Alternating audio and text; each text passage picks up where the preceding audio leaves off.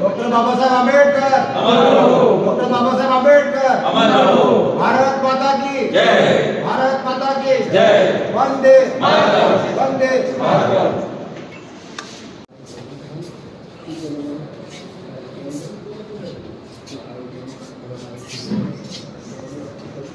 એમાં સૌથી મોટું કોઈ નુકસાન કર્યું હોય તો આપણા જ અંદરના લોકોએ કર્યું છે।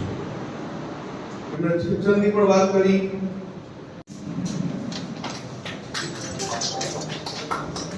ડોક્ટર જયંતિભાઈ સોની આપણને આગળનું માર્ગદર્શન।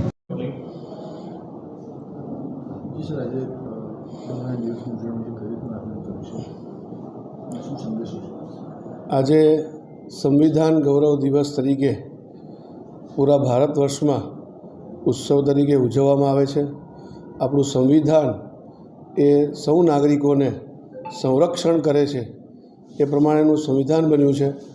સંવિધાન બનાવનાર જે આખી કમિટી હતી એના જે અધ્યક્ષ હતા એ ડૉક્ટર ભીમરાવ બાબા સાહેબ આંબેડકરજીએ આ સંવિધાન કમિટીના અધ્યક્ષ તરીકે કામગીરી કરી હતી અને ખૂબ મહત્ત્વપૂર્ણ ઘણા લાંબા સમય સુધી ચર્ચા વિચારણા કર્યા બાદ આ સંવિધાન 26 નવેમ્બર 1949ના રોજ મહામહિમ રાષ્ટ્રપતિશ્રીને સોંપવામાં આવ્યું હતું અને ત્યારબાદ આપણને સૌને ખબર છે કે 26 જાન્યુઆરી 1950થી આને લાગુ કરવામાં આવ્યું છે।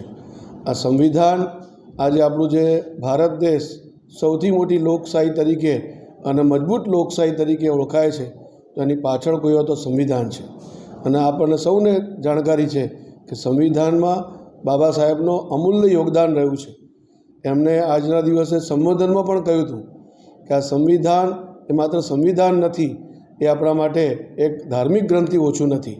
આપણે જેવી રીતે બધા ગ્રંથોમાં આપેલા શબ્દોનું અનુસરણ કરતા હોય છે એ જ પ્રમાણે નાગરિકો સંવિધાનમાં આપેલા સૌ જે અનુચ્છેદ છે એનું અનુસરણ કરીને પોતાના મળેલા જે હક્કો અને ફરજો નિભાવશે તો ભારત વધુ મજબૂત થશે। એને શબ્દો બાબા સાહેબના આજે સાચા પડી રહ્યા છે।